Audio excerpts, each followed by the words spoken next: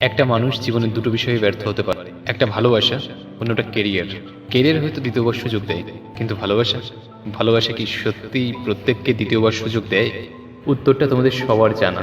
যারা এখন ওই চ্যানেলটি সাবস্ক্রাইব করনি তারা সাবস্ক্রাইব করো মিস্টার পারফেক্ট, আর বেল আইকনটি প্রেস করো। একটা মানুষ ভালোবাসায় ব্যর্থ হলে নিজের জীবনটাকেই ব্যর্থ ভেবে নেয়। মানুষের জীবনে অনেক মানুষ আসে যায়, কিন্তু একটা মানুষের প্রথম ভালোবাসা সে কখনো ভুলতে পারে না। সে জীবনে প্রথম যে মানুষটিকে ভালোবাসে সে মানুষটি তার জীবনে না থাকলেও মনে ঠিকই থেকে যায়। এজন্য সেই মানুষটির পরে আর কাউকে পছন্দই হয় না।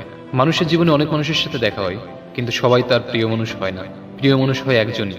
প্রিয় মানুষটিকে সে সারা জীবন কাছে রাখতে চায়, চিরস্থায়ী সঙ্গী ভেবে নেয়। মানুষ তার ভালোবাসার মানুষের সাথে কিছুটা সময় একসাথে কাটায়, আর মনে এটা বিশ্বাস করে নেয় যে সেই মানুষটি সারা জীবন তার সাথে থাকবে। কিন্তু যখন সেই মানুষটি তাকে একা করে দিয়ে দূরে সরে যায়, প্রিয় মানুষটি তাকে ছেড়ে দিয়ে চলে যায়, তখন সে মনের দিক থেকে ভেঙে পড়ে, সর্বদা দুঃখে থাকে। নিঃসঙ্গতা আর একাকিত্ব তাকে পেয়ে বসে, তাই কষ্টে ও যন্ত্রণায় তার দম বন্ধ হয়ে আসে। মন ভাঙার এই পুরো পদ্ধতিটাকেই ডিপ্রেশন বলে। কিন্তু এটা কি হওয়া উচিত? একদমই না। মানুষের ডিপ্রেশনে পড়ার প্রধান কারণ হলো ভুল মানুষকে ভালোবাসা। বোঝনি? বোঝাচ্ছি। কোনো ব্যক্তির মূল্যায়ন কার্য তার পোশাক, তার শারীরিক রূপ, গঠন বা তার সৌন্দর্য দিয়ে বিচার করা যায় না। এর জন্য তোমার সেই ব্যক্তিকে জানতে হবে, ওকে বুঝতে হবে, ওকে সময় দিতে হবে। আর আমরা কি করি? পোশাক, গায়ের রং, শারীরিক গঠন, সৌন্দর্য এসব দেখে আকর্ষিত হয়ে যায়, একে ভালোবাসা ভেবে বসি। আর প্রায় দিনই কেউ না কেউ এটা বলে যে তার ভালোবাসা সফল হয়নি, সে ছলনা পেয়েছে। কিন্তু এতে দোষ অন্য কারো নয়, তোমার নিজের। তুমিই ওই ব্যক্তিকে সময় দাওনি, তুমিই ওই ব্যক্তির মানসিকতা যাচাই করনি। ভালোবাসা শুধুই 4 অক্ষরের শব্দ নয়, এর আস্বাদ পেতে হলে তোমাকে জীবনভর সময় দিতে হবে।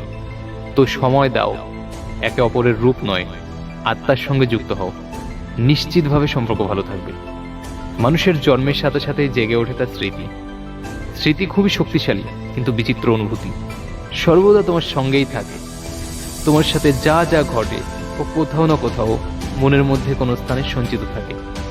কিন্তু কখনো কখনো আমরা ভুলে যাই যে স্মৃতি আমাদের, তো এর মধ্যে আমাদের কি মনে রাখা উচিত আর কি ভুলে যাওয়া উচিত এটা আমাদের উপর নির্ভর করে।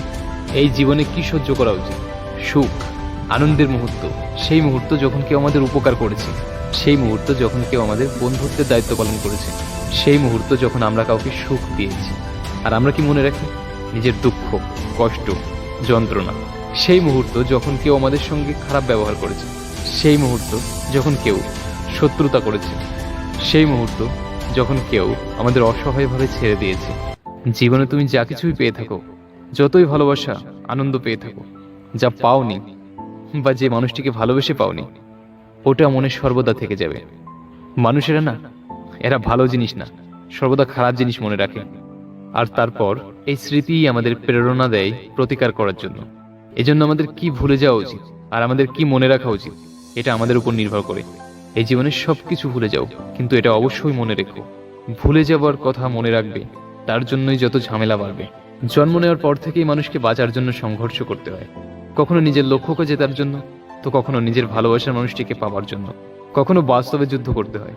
জীবনে অনেক যুদ্ধক্ষেত্র আসবে, কখনো কখনো হারও মেনে নিতে হবে, কিন্তু হারে কেবল সেই ব্যক্তি যে মন থেকে হেরে যায়। এই জন্য বলে, যুদ্ধ রণভূমির আগে মনভূমিতে লড়তে হয়। এই জীবনটাই একটা যুদ্ধক্ষেত্র, আর তুমি একজন যোদ্ধা। এখন যখন যোদ্ধা হয়েছ, যুদ্ধ তো তোমাকে করতেই হবে। এজন্য যতক্ষণ জীবন আছে মনকে শক্ত করে যুদ্ধ করো। যুদ্ধক্ষেত্রে হেরে যাওয়া ব্যক্তির কাছে আরো সুযোগ আসে, কিন্তু মন থেকে হেরে যাওয়া ব্যক্তির কাছে নয়। এই প্রকৃতিকে দেখো, বৃক্ষ কখনো ঝরে যাওয়া পাতার জন্য শোক পালন করে না, ও নতুন পাতার আগমনকে স্বাগত জানায়। কাল তুমিও কারো জায়গায় এসেছিলে, আর কাল তোমার জায়গায়ও কেউ অবশ্যই আসবে, কারণ এটা পরিবর্তন। এটাই প্রকৃতির নিয়ম। সর্বদা পরিবর্তনশীল এই পৃথিবীতে কোনো কিছুই চিরস্থায়ী নয়। এতে এত দুঃখ কিসের? যে তোমাকে ছেড়ে চলে গেছে তার জন্য কষ্ট পাওয়ার জায়গায় যা কিছু তোমার কাছে আছে সেগুলি দিয়ে নিজেকে ভালো করে গুছিয়ে নাও, নিজের ক্যারিয়ারে ফোকাস করো। হতে পারে তার চেয়েও ভালো কেউ তোমার জন্য অপেক্ষা করছে। এই ভিডিওটি তাদের পর্যন্ত পৌঁছে দাও যারা ডিপ্রেশনে ভুগছে। তোমাদেরকে মোটিভেট করে ডিপ্রেশন থেকে বের করার জন্য তো আমি আছি, কিন্তু তোমাদের প্রত্যেকের কমেন্ট আমাকে মোটিভেট করে। তাই প্রত্যেকে কমেন্ট করো। যদি বুঝতে না পারো কমেন্টসে কি লিখবে, তাহলে শুধু ইয়েস লেখো। ভিডিওটি লাইক করে চ্যানেলটি সাবস্ক্রাইব করো। আবার দেখা হবে নেক্সট ভিডিওতে। ততক্ষণ পর্যন্ত ভালো থাকো, ডিপ্রেশন কাটিয়ে ওঠো।